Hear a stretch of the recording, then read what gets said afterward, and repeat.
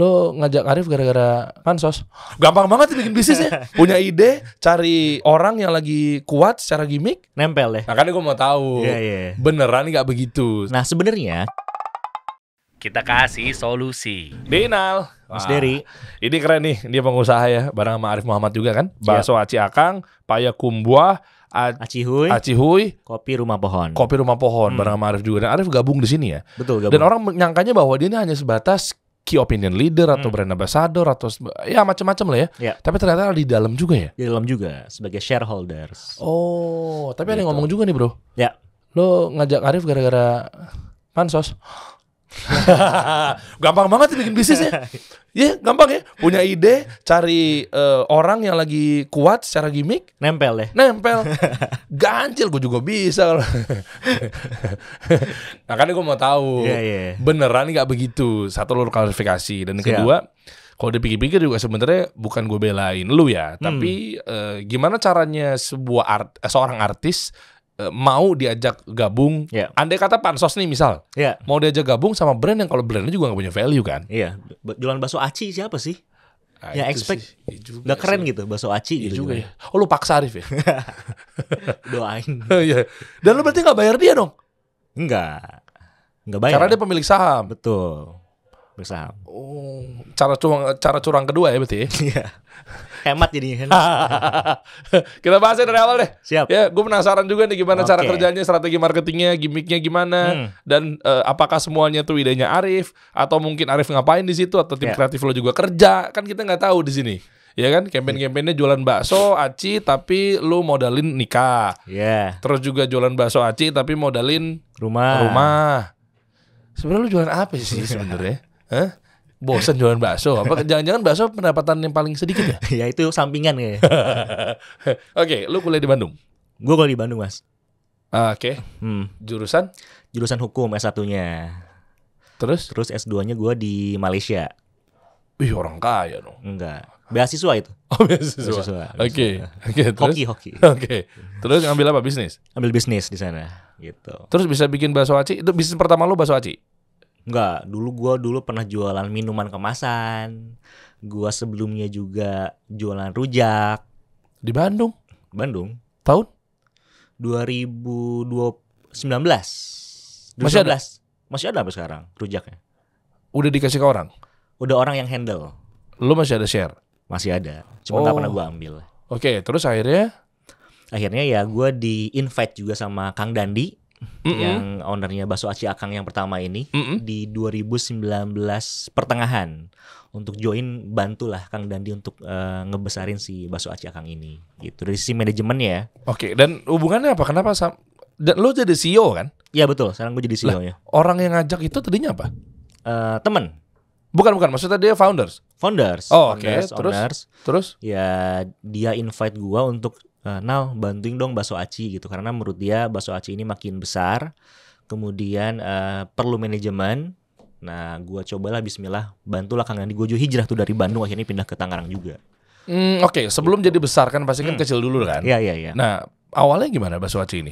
Jadi Bakso Aci Akang ini di-build tahun 2018. Sebelum pandemi. Jadi Kang Dandi ini dari Bandung hijrahlah ke Tangerang. Oke. Jadi di sana dia buka market bakso aci karena menurut dia Tangerang itu belum banyak yang jualan bakso aci. Beda sama Bandung, udah banyak banget yang jualan bakso aci di sana kan. Nah, awalnya dia buka itu gerobakan dengan modal 8 juta di garasi tantenya. Oh, 8 juta. 8 juta. Sekarang berapa tuh omsetnya tuh? Nah, udah berbulan-bulan sepi, Mas. Misalnya 3 bulan, 4 bulan kenapa ya sepi gitu kan. Ya namanya bisnis kan orang belum tahu kan. Secara produk tuh rasanya seperti apa. Nah, akhirnya kita coba bagiin lah secara gratis ke tetangga-tetangga di sekitaran rumah tantenya Dandi gitu. Nah, dari sana orang suka mouth to mouth, akhirnya pada datang lah ke toko kita lah. Ke warung kita, warung bakso aci kita gitu. Dari sana berkembang, terus akhirnya untuk kita coba attract awareness-nya ya tadi gua coba undang juga influencer mikro lah yang kecil. Kita coba placement konten di akun-akun yang followersnya udah besar. Ya tujuannya supaya orang tahu lokasinya di mana sih si bakso aci ini gitu untuk attract awalnya. Oke, tapi kan gini ya, lo bilang tadi 4 bulan sepi. Iya Kan? Betul. Nah, gue nggak ngerti ya, berarti bukan di kesalahan pada produknya, bukan ya? Pada saat itu bukan, karena orang nggak tahu aja. Berarti marketingnya kurang. Marketingnya kurang. Oh, makanya lu pakai KOL. Pakai KOL. Oh, gitu. yang mikro tuh yang berapa? Yang followers berapa? Ini siapa tahu awal obrolan kita ini adalah buat ada bayangan teman-teman jadinya ternyata mikro juga works loh kalau followers yang kecil gitu. Iya. Kita start dari 5 ribuan juga udah kita coba minta bantuan juga ke mereka 5.000, 10.000 itu udah works juga untuk area tertentu ya. Jadi lu kirimin atau dia datang ke store? Datang. Karena tujuannya kan orang datang karena si bakso aci ini secara DNA-nya itu adalah makan di tempat sebetulnya, bukan take away ataupun pakai ojek online nggak gitu. Lah yang dibungkus itu yang lagi era-era pandemi itu? Kita malahan belum bikin. Nah itu gara-gara COVID aja? Dia dibungkus tuh? Sepertinya gara-gara COVID doang sih. Karena orang kan susah ya untuk keluar rumah gitu. Tapi DNA kita itu ya makan bakso enaknya langsung ke tempat. Tapi gini bro, mundur bentar ya. Ya. Bakso aci ini tuh makanan ringan, cemilan atau gimana sih? Sampai saat ini kita bisa kategorikan ya sebagai cemilan. Jadi waktu tea time lah, mungkin sore ke malam. Jadi orang ngemil bakso aci gitu. Nah kebanyakan teman-teman gue juga terutama cowok ya, masih banyak yang belum pernah apa sih bakso aci. Iya.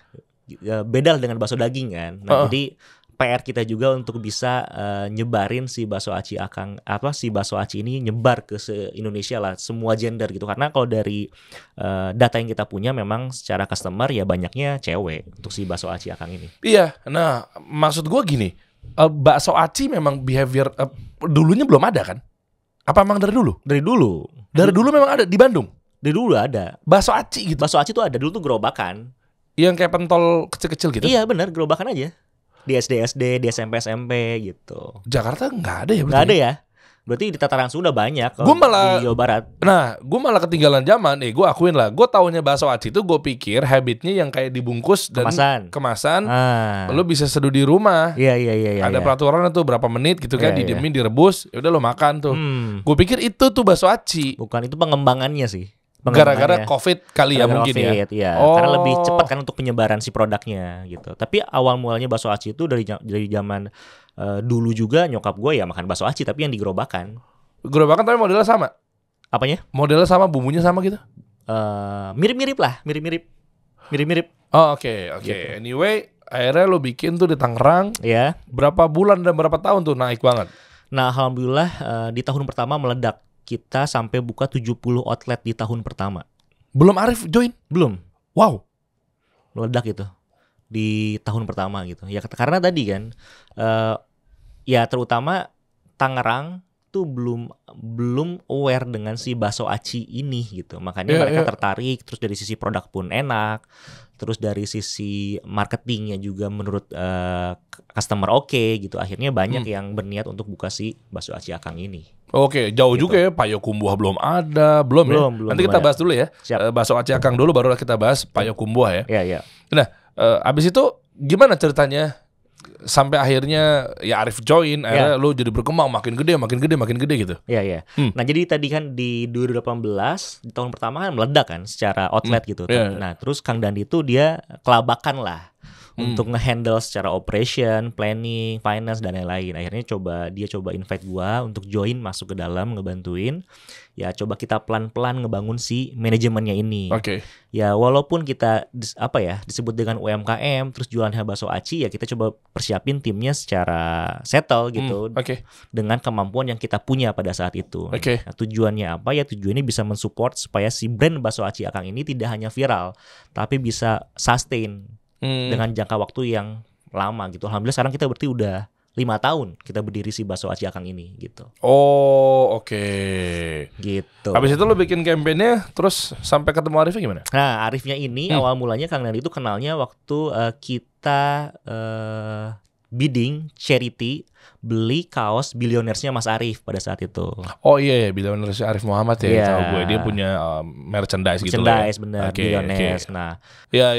Terus kita berpikir juga kita mau bikin video klip siapa ya talentnya yang cocok. Nah, waktu itu setelah kita discuss, kayaknya Mas Arif nih yang Kenapa cocok. Gitu? Kan dia ya, kita tahu ya mungkin personal brandnya apa sih? Otomotif misalnya.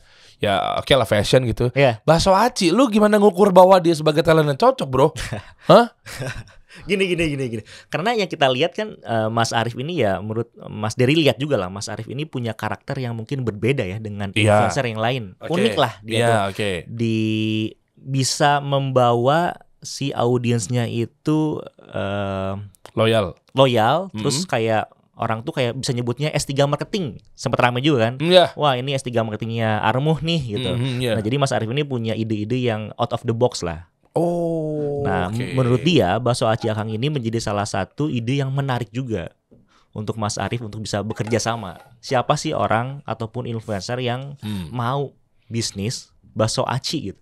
Nggak keren lah. Lo kalau misalkan jualan mobil, rumah keren gitu kan. Atau misalkan fintech atau digital teknologi keren kan. Ini jualan bakso aci. Iya betul. Nah, tapi Mas Arif itu dengan skillnya, dengan pengalamannya bisa membawa brand bakso aci akang ini bisa lebih melejit dan naik kelas. 2020 naik kelas. Jadi semua kalangan sudah mulai mencoba si bakso aci akang ini gitu. Yang awalnya apa sih bakso aci gitu kelas middle bottom ke bawah, middle low. Nah, akhirnya juga jadi middle up juga, semua orang nyoba dengan si bakso aci akang ini. Gitu. Berarti kalau gue tarik tadi adalah lo bayar red cardnya Arif normal kan awalnya? Untuk benar. Iya dong. Untuk yang video klip ya. Iya kan. Jadi bikin klip, abis itu lu bayar pada umumnya aja lah ya. Red card. Betul. Sekian, belum ada ngomongan lu akan join apa segala macam belum ya? Belum ada. Jadi bener-bener udah lu pokoknya buat itu untuk dijadikan video advertising lah ya. Iya benar. Buat TVC lah. Ya buat TVC lah, buat iklan apa segala macam. Gitu. Berarti lu modal juga waktu itu ya? Modal juga, dan mungkin itu yang menjadi Mas Arif tertarik dengan brand kita gitu. Misalnya brand bakso aci punya ide bikin video klip. Nah, Mas Arif pun out of the box juga nih secara brand kan. Nah, akhirnya ya tadi kita bisa collabs bareng, bisa satu chemistry bahwa ya kita dari si manajemen pun punya ide-ide yang mungkin off the box menurut Mas Arif. Akhirnya ya maulah join di sana. Gitu. Nah, sampai akhirnya gimana cara yang ngubungin duluan, yang approach siapa? Kita yang duluan. Lu mau nggak? Gue lagi pengen lu masuk dalam gue nih. Tapi kan ini naruh duit apa nggak? Naruh duit. Gue pikir dia saham kosong. Naruh duit juga. Gue pikir karena nama besar, value to value, tukar exposure, ya gue masuk tapi gue gak naruh duit ya gitu. Naruh juga, karena kan Mas Arif itu tadi gue bilang, ya dari beberapa public figure yang udah pernah kita temuin, Mas Arif itu salah satu partner kita yang paling fair lah. Maksudnya dia tidak hanya mencari keuntungan, tapi dia pun punya cita-cita, punya visi misi yang sama dengan kita untuk ngembangin si company-nya ataupun si brand-nya. Jadi dia ngerasa bahwa ya gue dapat untung, ya gue harus effort juga gitu. Tidak hanya sekedar tenaga dia, tapi ada certain budget yang dia masukin juga ke dalam untuk ngembangin si brandnya. Sebenarnya balik lagi kesepakatan sih ya. Ada juga yang nggak naro, tapi mungkin golden share lah. Iya, gitu kan. Jadi ya share-nya mungkin jadinya kecil. Iya. Iya kan, ada juga yang dia naro tapi mungkin signifikan gitu kan. Tergantung itunya lah ya. Karena kan pasti kan lu terdelusi gara-gara dia beli saham lo kan. Betul. Oke. Terus gimana akhirnya deal sama dia? Terus strateginya, kampanye dan perannya Arif tuh ngapain? Jadi Mas Arif itu menjadi advisor kita lah untuk dalam hal marketing, dalam hal campaign gitu. Jadi salah satunya yang campaign yang udah kita lakuin tadi yang di modalin nikah, terus ada juga modalin rumah. Itu dia semua tuh ya? Iya, one off-nya dari dia juga. Kira-kira apa ya yang bisa bikin orang boom lagi gitu ya. Selalunya tadi ada rumah, ada nikah dari Mas Arif juga. Terus apalagi sih sebelumnya bukan ada lagi ya? Sebelumnya pegawai apa sih, ngelamar kerja? Ngelamar kerja ya dicari lah untuk ngelamar kerja. Itu dia juga gitu. Peran lu apa jadinya bro? Manajemen ya. Manajemen.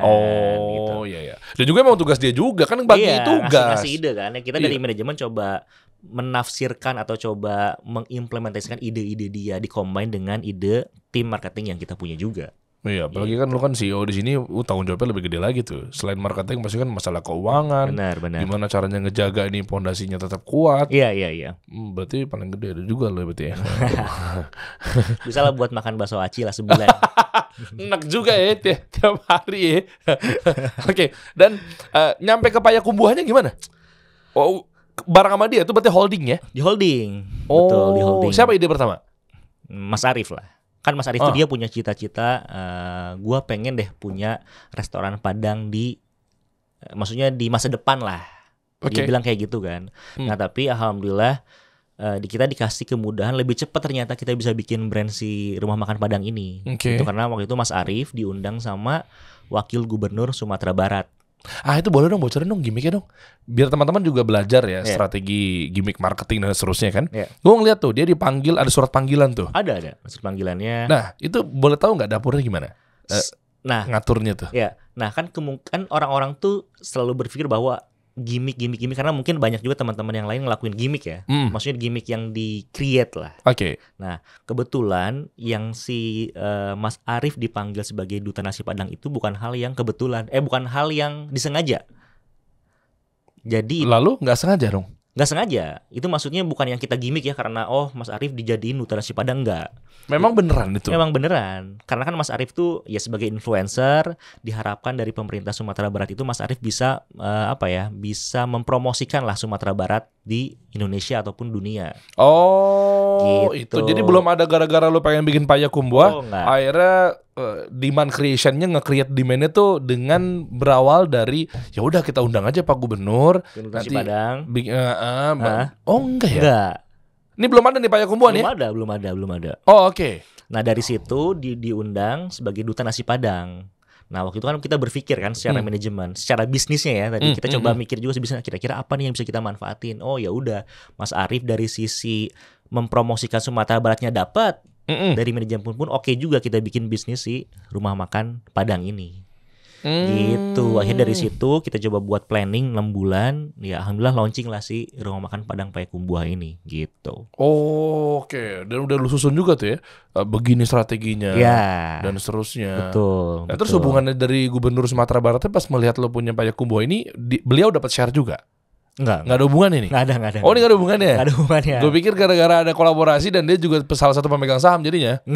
Enggak. Enggak. Tapi beliau tahu? Tahu lah ya. Tahu. Jadi kan beliau juga Bang Audi Wagub Sumatera Barat datang juga waktu peresmian outlet pertama kita. Terus Gubernur Sumatera Barat Buya juga datang juga di outlet ketiga kita. Jadi pemerintah Sumatera Barat pun mensupport lah untuk Payakumbuh ini bisa berkembang. Karena tadi kan secara tidak langsung ya orang kenal dengan budayanya Sumatera Barat melalui makanan ataupun masakan Padang. Gitu. Berarti kita bahas 2 ini baru nanti sisanya ya. Mungkin brand-brand yang mau lo tambahin, mungkin ada insight yang bisa diambil sama teman-teman gitu ya. Dalam artian kita agak pingpong aja tuh. Nanti misalnya gue bahas lagi mengenai bakso aci, habis itu nanti relate sama Payakumbuh, nggak masalah, it's okay ya. Gue pengen ngegali lo di situ sih sebenarnya biar lebih tajam aja nih. Nah pas Payakumbuh itu kan ada gimmick marketing yang dipakai ya. Iya. Dan bakso aci Akang berjalan. Berjalan. Itu belum ada campaign lagi kan? Belum. Setelah memang ini ada nyari kerja lamar kerjaan lah atau mungkin modalin inilah apa segala macamnya. Ya udah dengan produknya memang lo kemas dengan sedemikian rupa, kualitas, ya udah berjalan. Campaign ini apa seperti apa? Standar lah. Activity marketing yang udah kita buat selama setahun lah. Di bakso aci Akang. Bakso aci Akang. Contoh misalkan pakai ads placement di Instagram Ads, contohnya seperti itu. Terus kita juga ke KOL, ke influencer, mikro, makro gitu, sama ya activity marketing yang standar. Misalnya kita giveaway bagi-bagi bakso yang gitu. Terus apa lagi sih kalau lu pasang ads itu berarti lu poster atau video? Video apa biasanya yang lu pakai strateginya? Makan, kan temptation. Jadi orang tuh kayak kayak misalkan jadi lapar gitu. Nah biasanya kita postingnya atau ads-nya itu adalah di video. Ada contohnya nggak sih? Ada. Contoh video yang lo pakai ads maksud gue. Biar teman-teman ada bayangan begini loh ritme video advertising yang memang secara fundamental loh gitu loh. Iya. Ada? Yang mana sih? Ada namanya Kang Ngiler di bawah kayaknya. Yang lo pakai ads. Terus 700 ribuan followersnya. Dahsyat. Nah nih contohnya tadi di atas lah. Mana coba? Nah yang kanan itu.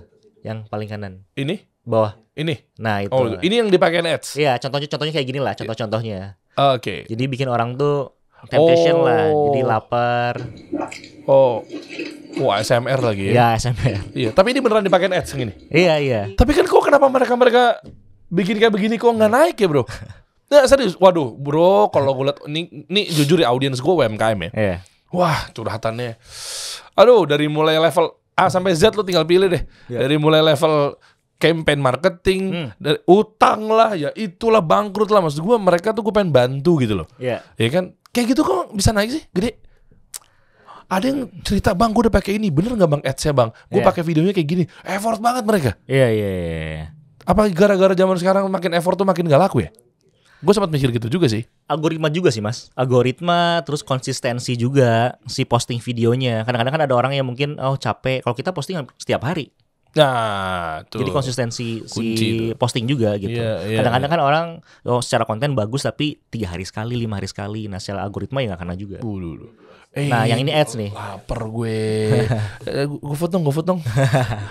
Ini pakai ads begini ya? Iya. Ya iya sih ya, depan congor dikasih begituan.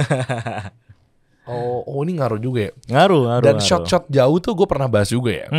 Bukan gak laku ya, tapi kayaknya orang tuh udah nggak di zamannya nggak sih? Kayak adegannya dia baru keluar dari mana, kayak nggak langsung hooknya tuh nggak langsung. Itu dopain sama produk. Iya nggak sih? Iya. Nah sebenarnya kita tuh ada namanya content pillar. Kita pun ada yang seperti itu mas. Apa coba? Jelasin versi lo content pillar tuh kayak gimana? Content pillar itu jadi misalkan 1 bulan kita buat beberapa konten dengan tema-tema yang berbeda. Contoh hari ini produk, besok tentang promo grafis contoh. Oke. Oh, jadi lu harus ngikutin juga tren. Betul, kita ngikutin tren juga. Gitu ya. Itu ngaruh tuh karena current issue tuh teman-teman gampang ngambil attention tuh. Betul. Karena kalau lu produk-produk mulu, lu menek gak sih dijualin produk, jualan mulu kesana tuh. Betul, jadi kita ya selain hard sell kita ada soft sales juga. Ya tadi kan dengan entertainnya, dengan promonya, dengan educationnya, dengan produknya gitu. Jadi supaya si audiens ini ya gak bosan gitu. Orang udah tahu kok kita jualan bakso aci gitu. Nah itu kuncinya. Udah tahu juga gitu. Udah tahu, maksudnya dalam artian ada satu postingan di follow sama orang gitu ya. Dan konsumen itu tahu bahwa ini adalah restoran ini gitu ya. Makanan ini atau minuman ini atau baju ini dan seterusnya. Ya udah tahu itu pasti produk. Betul. Tapi kalau lu jajalin produk lagi, lu jual lagi, enak juga. Betul. Makanya kita buat tadi konten pillar tadi mas. Jadi kan ada edukasinya, ada promonya, ada produknya, ada kampanyenya. Jadi supaya si audiens ini nggak boring. Gitu. Dan sama nggak analoginya ketika lo masuk ke dalam store di mall apa segala macam, terus SPG-nya langsung kayak ngedeketin nawarin produk, terus lu masih mau lihat dulu, terus kayak iya sebentar saya mau lihat dulu ya. Mas ada yang bisa dibantu mas. Di sini dia nih. Terus kita ke kanan dia ngikutin lagi. Itu kan mungkin analoginya sama ya. Benar. Gila men, lu jualan banget. Iya udah kalau gua mau ntar gua beli gitu. Dia udah tahu kok datang ke toko itu untuk beli sesuatu kan. Nah gitu. Itu poinnya. Oke. Nice. Coba dong ada beberapa konten-konten. Tadi di paket ads tuh langsung kayak begitu ya. Jadi kan banyak orang-orang pakai ads tuh yang niat banget tuh, proper banget videonya. Itu nggak works lagi.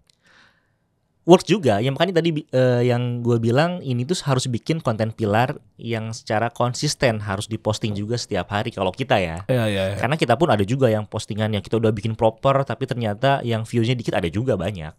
Gitu. Jadi makanya banyak faktor-faktor yang mempengaruhi viewers itu banyak atau enggaknya gitu, dari produknya, kemudian dari algoritmanya, timing postingnya, pagi, siang, sore, terus audiensnya siapa, cewek atau cowok. Lo emang timing posting masih ngaruh. Lah sekarang gini deh, lo bukannya ngelihat video aja pernah ngelihat di 3 days ago, 6 days ago, dan emang lo tahu itu dipostingnya jam berapa? Nah makanya kita bilang tadi kita punya si konten pilar tadi. Nah ini yang kita punya si formulanya, contoh misalnya kayak, nah kadang-kadang tim pun harus siap dengan satsetnya. Kayak tadi contoh, hari ini tuh rame tentang Coldplay. Mau gak mau besok tuh harus sudah tayang si kontennya. Oh peka dengan isu ya? Dengan isunya. Dan tim pun harus satset.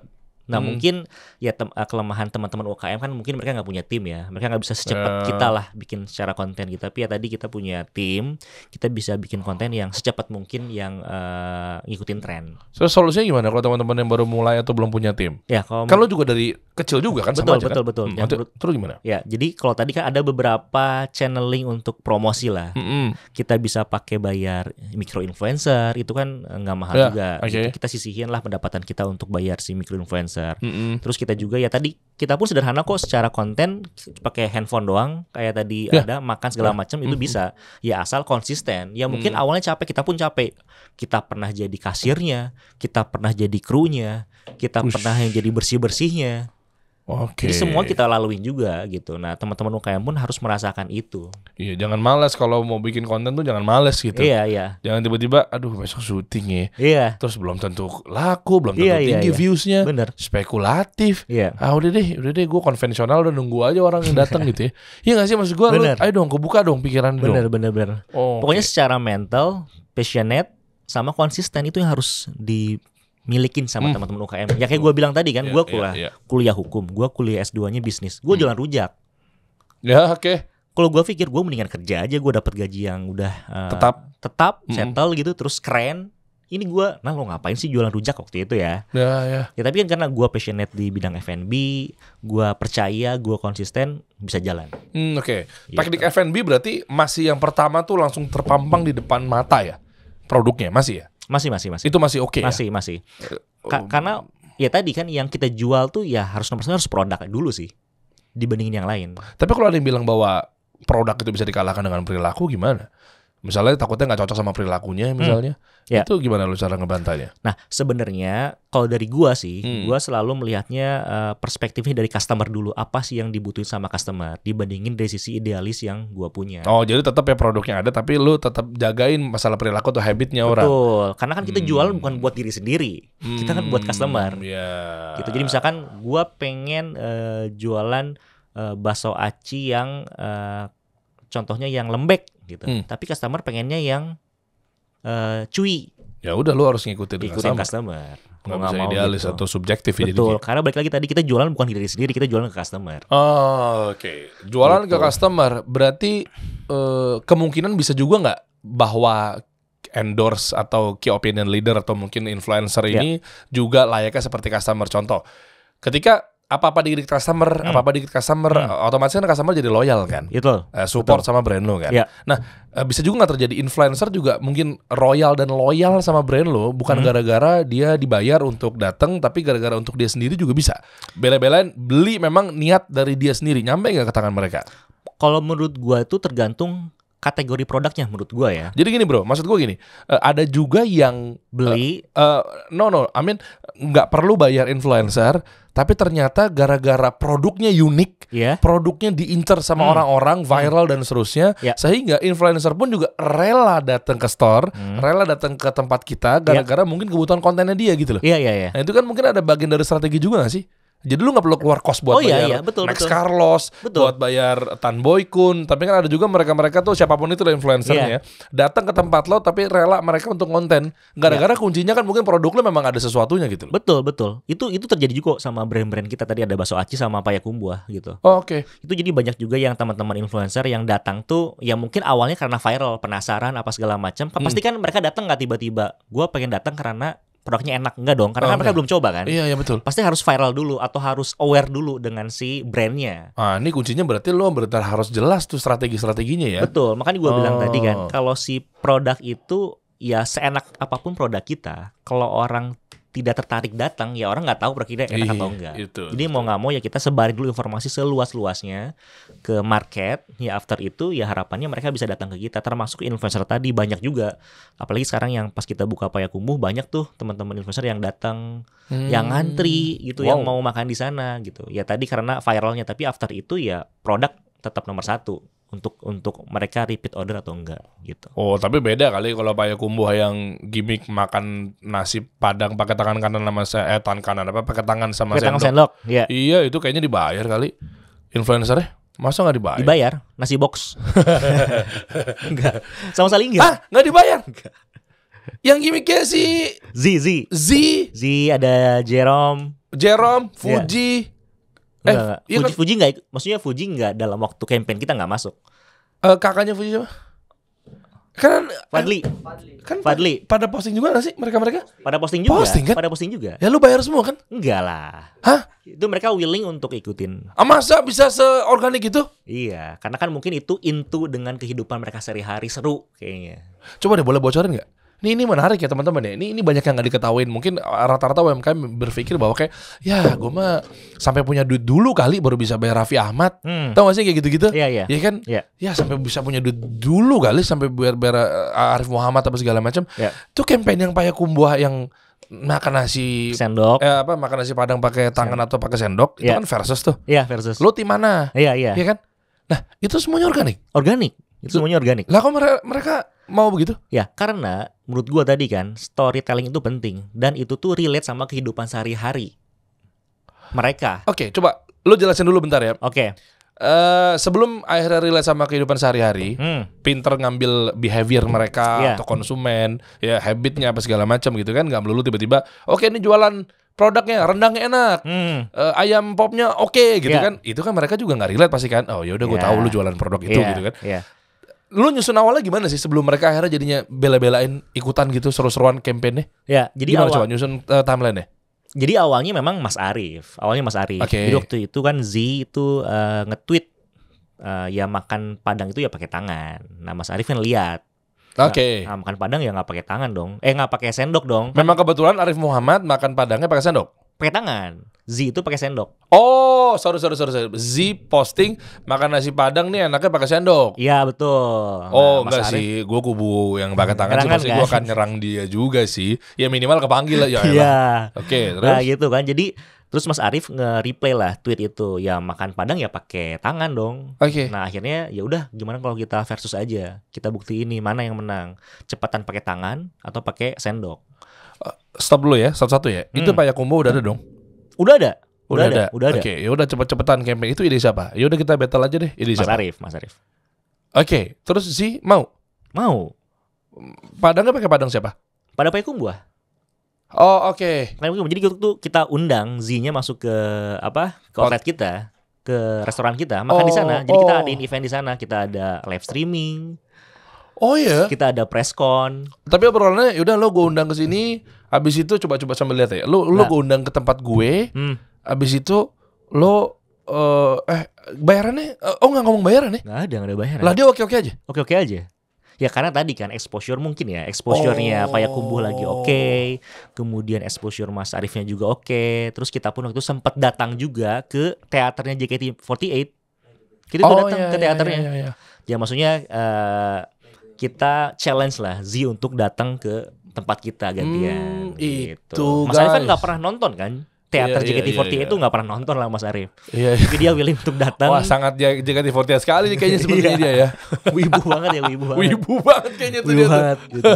Nah ini videonya, recap videonya. Oke. Jadi member-member JKT48 juga ikutan juga challenge-nya. Willing. Wow. Dan jujur gue pikir tuh gue pun kena. Gue pikir, oh ini budget marketingnya gede banget loh. Sampai akhirnya mereka pada si Fafa tawa-tawa ya Fafa, tipu lo ya gitu. Dalam hatinya gitu kali. Enggak, gue ngira, gue ngomong ke bini gue. Kan itu kan kencang banget kan campaign-nya kan. Sampai ini influencer ini ikutan. Wah gile, dia masuk. Terus gue, bini gue juga wajar lah duit Arif banyak. Ya cewek lah, udah langsung konotasinya money dan money kan. Wajar lah duitnya banyak. Gue bilang, juga sih. Ternyata emang gak ngeluarin duit ya. Dan masa lu gak bayar juga abis ini Dustin gitu-gitu. Even kita dapat sponsor. Ya Pak ya? Malah dapat duit ya. Buat sponsor, kita malah dapat duit. Lah proposalnya? Udah lu siapin? Udah siapin loh. Kita buat proposalnya kan kegiatannya apa aja, A, B, C, D, F, G. Berapa waktunya? 3 bulan? Enggak, jangan bercanda. Seminggu apaan bikin campaign seminggu? Kan gue bilang tadi, tim kita tuh udah satset gila. Mulai dari perizinan. Nggak, lu bayar juga di bawah UMR jauh ya. Udah suruh satset bayar UMR jauh kali ya. Seminggu itu emang gila sih. Karena tadi lu jangan bercanda Dinal. Masa seminggu bikin kayak koordinasinya ya, begitu? Memang gila. Berapa orang tim lu? 12 orang lah. Oh gemuk juga ya berarti lu. 12 orang, tapi kan semua brand. Oke. Ada Soaci, ada Padang, ada Cihu, ada Kopi Rumah Pohon. Nah terus si artis-artis itu pada ikutan, Jerome dan lain-lainnya itu pada ikutan. Itu diinvite sama Mas Arif. Lo mau datang ikutan? Iya, dia mau, seneng. Free. Apa yang di benak mereka? Oh awareness ya, exposure ya. Exposure sama mungkin experience ya. Seru aja karena kan hampir semua pada saat itu tuh FOMO kan, maksudnya dengan campaign makan padang pakai sendok atau pakai tangan. Oh jadi iya. Tuh pengen ikut ya, even lo pun kena juga. Oh kena, ya kena. Ya gitu. Cuma gue nggak diundang. Belum kenal sih waktu itu. Nggak, gue gini bro, gue prinsip gue tuh ya, udah influencer baru, ya kan kecil, tapi bukan red card gue tuh. Bagus sih, pede aja dulu mas. Konsisten yang penting kan. Ya gue nyindir orang sih. Oke. Oh gitu. Ternyata tuh bisa juga ya. Bisa juga kan kita start dari zero juga mas. Nggak tiba-tiba kayak gimana gitu. Iya. Gue sih yakin pasti bisa sih. Asal kita konsisten. Story-nya kuat ya. Dan relate sama ya orang gitu. Betul. Padang makan pakai tangan kanan. Tangan kanan pasti bener, makan pakai tangan kanan dong. Ya kan? Masuk pakai tangan kiri. Ya kan? Abis itu sama sendok. Akhirnya menang? Nggak ada yang menang, draw. Jadi waktu itu kan jurinya itu, judgesnya itu adalah Gubernur Sumatera Barat, Buya menjadi jurinya. Iya, cuma waktu itu gue gak ngikutin lagi tuh. Soalnya gue kan di kubu-kubu orang-orang media kan, ya kecelek gue. Ini paling ujung-ujungnya gimmick, apalah apa segala macam gitu kan. Tandingnya apa yang ditandingin? Ditandingin tadi Mas Arief pakai tangan. Enggak, maksudnya apa? Cepet-cepetan kah? Cepet-cepetan. Oh. Jadi makanya ikan loh gitu kan. Ikan agak susah juga kan kalau pakai sendok kan. Ternyata pinter bisa. Banget. Dikasihnya ikan. Coba rendang dong. Tapi bisa juga. Nah akhirnya ya draw. Jadi mau pakai tangan ataupun pakai sendok ya sama aja. Yang penting payakumbuh. Yang penting payakumbuh. Gitu. Yang penting makan padang pakai payakumbuh. Keren. Emang lokasi di mana sih payakumbuh? Sekarang kita yang buka udah 6. Salah. Di mana lokasinya? Lokasi apa tuh? Lokasi tempatnya? Hah? Payakumbuh di mana lokasinya? Outletnya kan? Outletnya di mana? Ada di BSD Theater. Salah. Apa tuh? Payakumbuh di sini, Bro. Waduh. Ini lebih payakumbuh dari gua kayaknya. Iya, gue udah pernah makan. Jujur gue udah pernah makan. Udah pernah makan. Gue udah pernah makan. Gue jemput salah satu guru gue lah di bandara. Udah gitu kan, abis itu rame-rame. Tiba-tiba kita payakumbuh aja yuk. Bener, yang di samping pom bensin di BSD Theater ya? Iya Theater, daerah Theater. Gue situ. Kenapa makan di situ? Satu, jujur ya, penasaran. Penasaran kan? Penasaran. Penasaran. Dan nasinya perak. Kalau gue suka. Iya perak. Iya. Suka lah ya? Suka gue. Gue suka yang gitu. Gue gak suka yang nasinya agak-agak pulen dan manis. Makanya gue tinggalin tuh dari yang sebelumnya. Akhirnya gue pindah ke payakumbuh. Waduh. Itu terlalu manis. Ya kan gue gak begitu suka. Akhirnya gue sukanya ke Padang yang kayak gitu. Akhirnya bener yang sampai mau bensin gue parkir di situ tuh, gue sholat situ juga. Akhirnya gue masuk, ngantrinya parah banget bro. Hah? Alhamdulillah. Iya alhamdulillah sih, cuma lama di luar kan ada tenda gitu kan. Kan udah disediain tenda supaya gak kepanasan. Iya cuma gitu deh gitu. Gue mau pakai cara influencer dengan bilang bahwa kayak gue followers gue sih ini loh gitu kan. Cuma takutnya dia gak kenal gue gitu kan. Terus gue mau nunjukin tapi takutnya gue juga bukan perempuan gitu kan. Jadinya kan udahlah gue ngantri aja deh. Ngantri gue berenam apa berapa tuh. Akhirnya dapet tuh yang di masuk sebelah kiri di bawah kaca tuh. Kaca kiri kaca. Iya. Yang point of view-nya kesana pom bensin. Iya. Situ gue dapet tuh. Wah nambah berkali-kali gue. Alhamdulillah. Top. Mantap ya, cocok ya? Cocok. Cuma kebetulan siang ini emang belum makan juga sih gue. Tadi gue dapet nasi box. Tapi dari brand lain sih. Kalau ngundang payakumbuh jangan kasih yang itu. Kemarin-kemarin memang kita pakai itu. Kan saya udah bilang ganti dong. Yang lain nanti. Payakumbuh dong. Yang lainnya udah nggak pakai. Maksudnya apa sih? Padahal gue udah ngasih taunya. Aduh. Enggak, gue berniat justru gue nyindir lu. Oh iya. Biar lu bawa. Halus ya. Oke, campaign sekarang mau apa bro? Ke depannya. Ini payakumbuh sama bakso acakang tadi modal-modalin. Payakumbuh apa strateginya? Sejauh ini payakumbuh ya kita masih organik sih. Jadi campaign gue bilang tadi style marketingnya bakso aci sama payakumbuh ini jauh berbeda. Karena konsumennya berbeda, marketnya beda, semua beda. Betul. Jadi kalau payakumbuh ini bisa kita bilang apa ya? Semuanya tuh organik. Oke. Semuanya organik. Oke. Even kayak nggak ada strategi marketing yang terplanning selama 1 tahun untuk si Padang ya. Kita ngelihatnya organik. Ya kayak tadi lah kita ada campaign makan Padang pakai sendok pakai tangan. Terus waktu grand opening kita undang Malik. Kita sempat undang Malik juga tuh. Grand opening Padang kita buka Malik itu free untuk siapa aja yang mau nonton di sana. Nah itu ide-ide itu tidak pernah terfikirkan sebelumnya. Itu ngalir aja. Cuma maksud gua kan kalau Padang kan konvensional ya. Betul, konvensional. Koreksi kalau gua salah ya. Maksudnya dia kan modelnya kan kayak sama kayak potong rambut ya. Iya. Ya kan kayak barbershop, dia per kepala apa segala macam. Ya kan cuma kalau payakumbuh gimana tuh cara ngaturnya? Apakah memang karyawan-karyawan waiters ini juga disamakan seperti bagi hasil apa segala macam atau ada gaji pokoknya tuh gimana? Ya. Jadi ya tadi kan kita juga sebelum buka payakumbuh secara bisnisnya belajar sama senior kita lah, brand senior kita gitu sebelumnya. Jadi kan ada yang namanya itu adalah mato, jadi bagi hasil. Jadi antara outlet manager dengan semua krunya. Oke. Nah, tapi kalau kita karena kita udah profesional secara company menuju profesional ke sana, kita secara skemanya tetap tadi ada gaji, tapi tidak ada pembagian keuntungan. Oh, berarti yang mereka masih sistem mato tuh nggak profesional. konvensional. Oh, konvensional. Tadi kan udah bilang kan karena kita profesional. Berarti yang lainnya nggak profesional. Maaf, konvensional. Oke. Gitu. Tapi lu merubah tradisi lu, Bro. Kalau bayangkan ketika mereka semua, kok caranya dia begitu? Yeah. Terus pegawai-pegawainya pada pindah ke lu gara-gara dia resign dari Padang yang lama. Iya. Lu akan didemo, Bro. Ya sebelumnya kan kita juga ngobrol-ngobrol juga dengan senior-senior kita. Kira-kira gimana sih jalani bisnisnya itu? Ya mereka ya oke-oke aja. Ya alhamdulillahnya ekosistem ataupun lingkungan si brand-brand masakan Padang ini saling support. Oh ya? Iya. Malahan mereka tanya kira-kira apa nih yang perlu kita improve? Apa sih, kenapa sih lo bisa kayak gini secara brandnya padahal brand itu lo tuh baru kayak emang gitu? Iya? Iya. Kita buka banyak obrolan dengan brand-brand senior kita yang sebelumnya. Oh. Kita sharing. Oh, nggak berantem tuh ya? Nggak berantem. Even yang pertama kali kita ketemuin itu ada namanya di Bandung. Dia udah legend juga lah di Bandung, udah lama juga. Tempatnya di stasiun Bandung, stasiun angkot gitu. Namanya itu adalah Malah Dicoba. Dia Malah Dicoba tuh artinya apa? Malah dicoba. Oh, dicoba. Oke. Oh, bahasa Padang ya? Ya, bahasa Minang. Nah, jadi ngobrol sama sana ya kita ya malahan tukar pikiran gitu. Apa sih kira-kira kelemahan yang mereka punya? Apa sih yang bisa kita improve ke depannya gitu. Jadi mereka support banget, senang banget lah ada pemain baru masakan Padang di Indonesia gitu. Ya harapannya kita bisa kayak mereka juga ke depannya. Oh, Masya Allah ya. Iya, maksudnya kan satu rezeki juga udah diatur juga gitu betul, ya sama Allah. Betul. Jadi nggak ada saingan-saingan juga. Nggak ada. Ya? Alhamdulillah kita pun nggak expect kita diterima sama senior-senior kita, brand-brand yang udah terdahulu gitu. Oh. Kita malah tukar pikiran tadi yang gue bilang gitu. Kira-kira apa sih yang bisa kita improve? Apa sih yang harus kita lakuin nih? Gitu. Oke. Strategi-strateginya kira-kira selain marketing apa lo pakai? Misalnya dari segi keuangan atau seperti apa, itu beda nggak sih bakso aci sama Padang? Ya beda jauh sih. Beda juga. Beda sama jauh. Ya?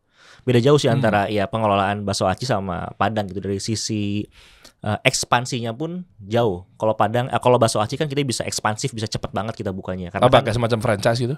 Iya. Kemitraan gitulah si bakso aci ini. Dan tepatnya kan lokasinya kecil-kecil. Iya. Kalau Padang kan kita perlu luasan misalkan minimum 600 meter. Terus harus parkirannya luas. Harus lokasinya seperti apa. Nah itu kan pertimbangannya jauh lah bedanya. Terus dari sisi pemenuhan SDM-nya pun jauh. Kalau bakso aci kita cuma perlu 3 orang secara staff. Tapi untuk rumah makan Padang kita butuh sekitar 65 orang sekali buka. Nah kita punya target tahun ini tuh kita buka 12 cabang minimal. Jadi bayangin setiap bulan kita harus buka 1 cabang. Gitu. Nah ini challenge untuk manajemen untuk bisa jalanin si Padang Payakumbuh ini dengan sesmooth mungkin. Oke, 1 bulan 1 cabang itu mitra atau memang dari kapital lu sendiri? Ini collapse. Maksudnya combine antara on store sama mitra. Tapi ntar open franchise lu kayak kebanyakan nggak yang foto produk dijual dengan pura-pura ngantri di depan booth? Open franchise nih ada fotonya gitu kan. Waduh, ini kayaknya nih kopinya rame nih gitu kan. Akhirnya mereka jadinya bela-belain franchise jual gerobak. Masa kayak nggak tahu aja. Kita pernah gitu kok dulu waktu Mas Aci. Iya kan? Pasti lu gitu kan.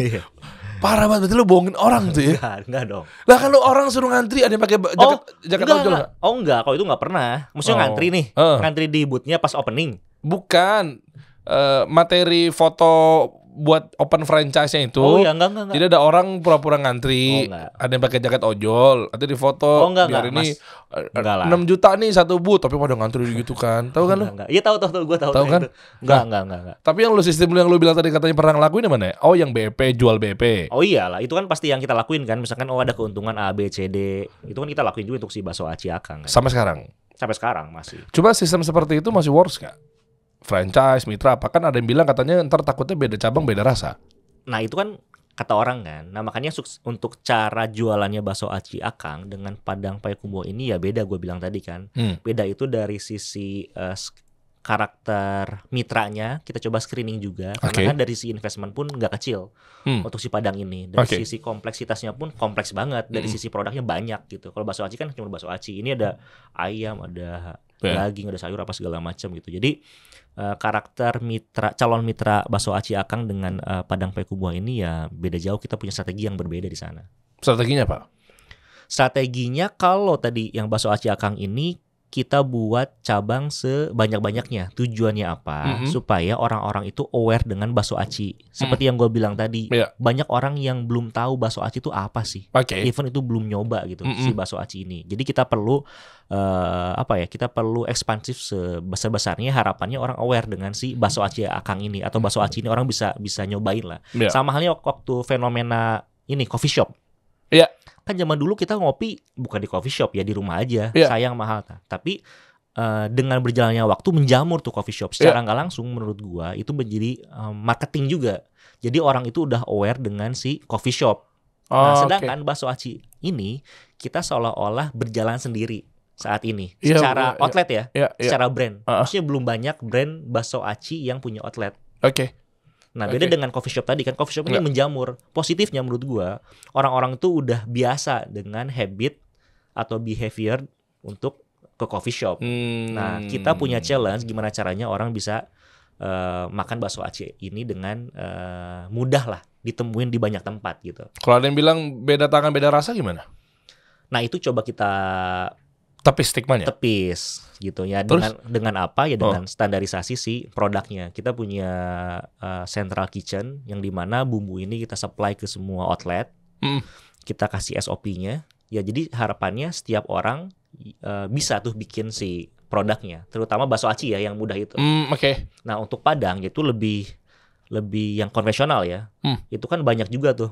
Karena makanannya banyak secara item, ya mereka pun bilang kan, oh beda tangan beda rasa. Nah, kita coba juga menepis stigma itu dengan membuat central kitchen juga. Kita membuat paste sendiri dari central kitchen, terus kita distribute ke semua outlet. Nah, di outlet ini baru si head chef-nya ngolah dipanasin lagi.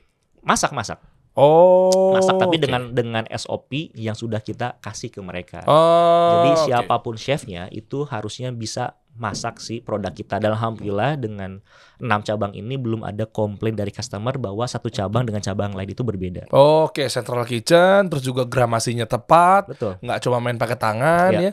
Satu SOP-nya. SDM, satu sendok makan. Sendok makannya ukuran yang mana? Betul. Itu kan bingung orang. Betul. Makanya kita buat, kalau kita tuh ada manual book-nya itu udah ada tuh fotonya, sendoknya seperti apa, takarannya seperti apa. Itu udah lengkap banget lah. Iya, bisa jadi sendok rumah lo sama sendok rumah gue beda. Bener, sendoknya sendok apa dulu kan? Iya, ini sendok semen. Buat nyemen gitu. Gitu. Itu kuncinya ya. Terus kalau ngomongin Padang nih bro, Payakumbuh, kan semua Padang bukan sama aja ya.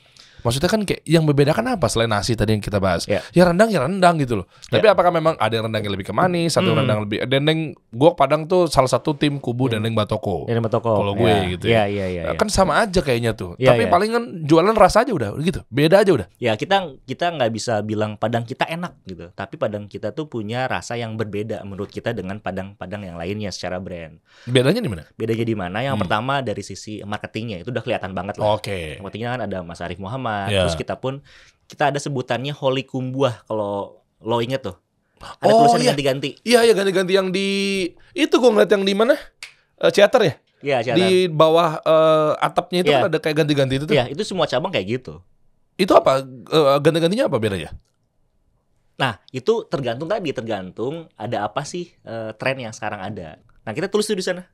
Gimmicknya di Holy Kumbuah itu sebutannya. Hubungannya sama 200 rendang tuh maksudnya gimana? Maksudnya kan harga tiketnya kan. Iya. Gitu-gitulah. Nah, itu satu marketing yang pertama yang membedakannya. Mungkin teman-teman brand Padang lain belum melakukan itu.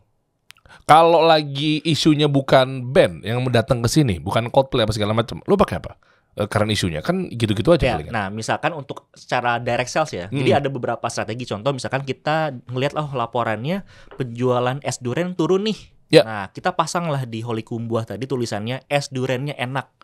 Nah, otomatis orang tuh penasaran dengan es duriannya. Jadi bisa mendirect juga ke sana. Atau yang ya unik-unik aja, yang lucu-lucuan, entertain aja. Juga ada kayak kemarin misalnya waktu Lebaran, kalau Mbak aja belum pulang, mending makan di sini aja. Kan Lebaran udah pulang kan. Keren. Nah, yang gitu-gitulah. Itu kan tadi ada sisi awareness-nya, ada tentang sales-nya. Iya, nggak melulu produk mulu ya. Nggak melulu produk mulu. Nah, itu yang kadang-kadang meng-attract orang untuk masuk ke Payakumbuh. Itu yang beda secara marketing. Gitu. Ya, terus yang lagi tren misalnya kayak sekarang kan lagi rame tuh yang anak polisi nabrak satu keluarga di Cijantung ya. Iya, itu lu pakai juga tulisannya. Buat anak polisi nggak boleh makan di sini, bukan? Takut ditutup. Kata lu ngikutin tren yang lagi Iya, rame. tapi kalau politik takut sih. Oh enggak ya, enggak kira kan gitu kan. Apa Netral. atau khusus anak polisi boleh makan di sini. Itu kan positif. Iya. Enggak juga. Nggak juga. Nanti Nggak kalau usah- anak yang lain gimana? Masa nggak boleh makan di sini? Nanti pengen juga yang lain. Nggak cukup nanti tulisannya maksudnya. Oh, enggak cukup ya. Nggak cukup. Nggak apa-apa, kalau takut juga nggak apa-apa. Emang nggak ngurusin situ, makanan mah makanan aja. Cuma Gua kan tadi jualan lu aja bilang kan pakai tren, gue pikir itu juga Nggak sih. diangkat gitu ya. Harganya berapa, Bro? Gue jadi tertarik. Ini pengen tahu gue harga untuk gabung jadi mitra buat buka di Bakso Aci Akang sama di Payakumbuh. Nah, kalau Bakso Aci Akang ini start kemitraan itu di 150 juta untuk license-nya. Itu udah termasuk license sama bahan baku awal. Setahun? 5 tahun. Oh, 5 tahun. 5 Oke. tahun gitu. 150 juta Bakso 150 Aci Akang? juta. Iya, 150 juta untuk Tapi Bakso Aci gimana Akang. ROI-nya? Maksudnya kita bahas kalian deh. Maksudnya return-nya dan Ya. lu sejauh ini kan udah Jalan 5 emang- tahun lah. Iya itu maksud gua emang bagus semua gitu. Alhamdulillah gitu. Enggak, pasti ada Secara juga. revenue omset. Ada juga kok, ada juga yang turun juga. Maksudnya ada yang juga tidak sesuai dengan ekspektasi Tapi kan. potensinya gimana? Forecasting, proyeksi. Oke nggak 150 juta itu?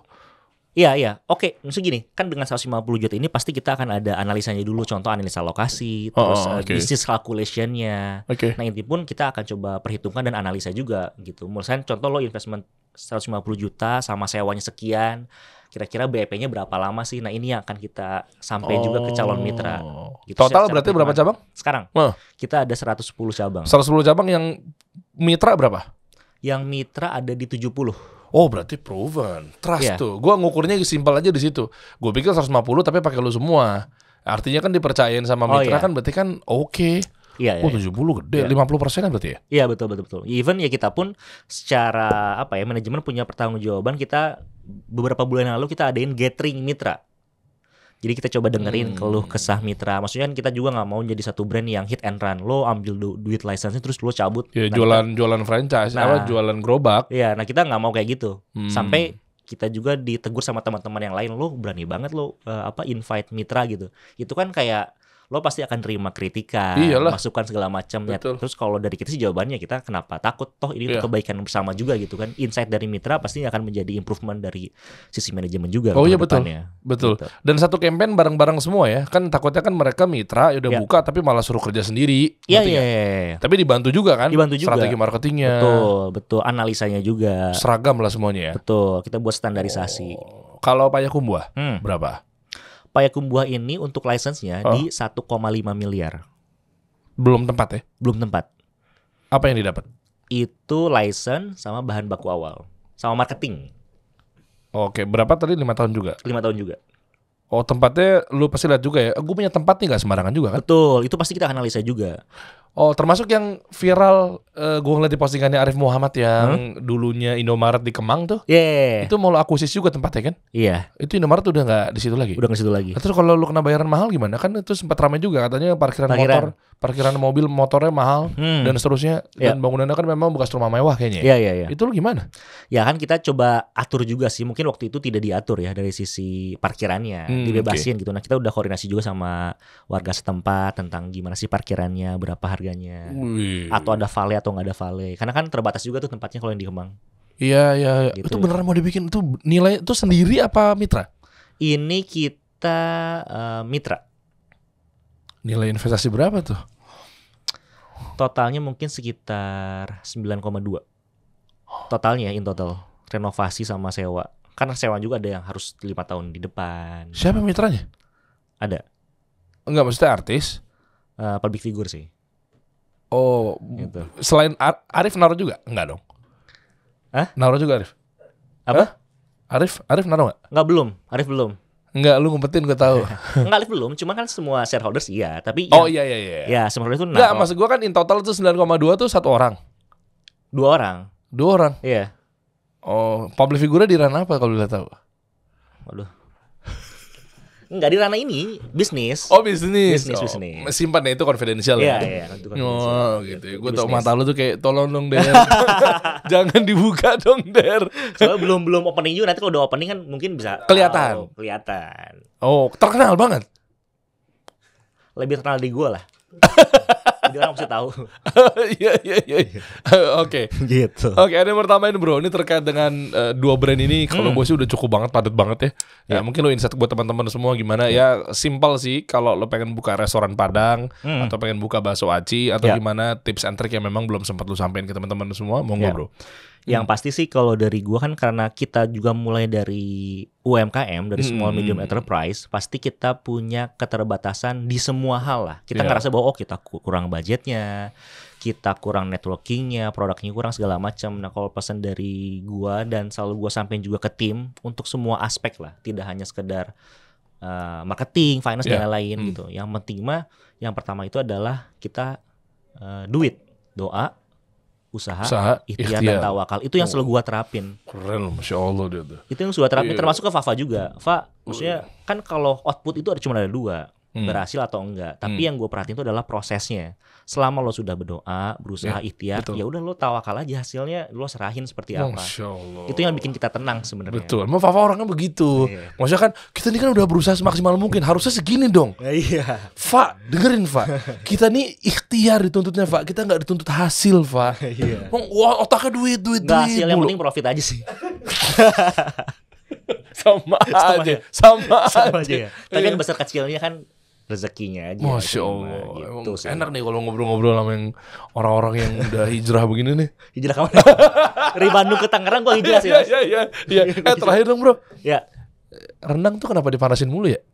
Rendang, nah makin lama rendang dipanasin itu makin enak. Enggak, lu pembenaran. Enggak bener. Lu ngirit kos kan?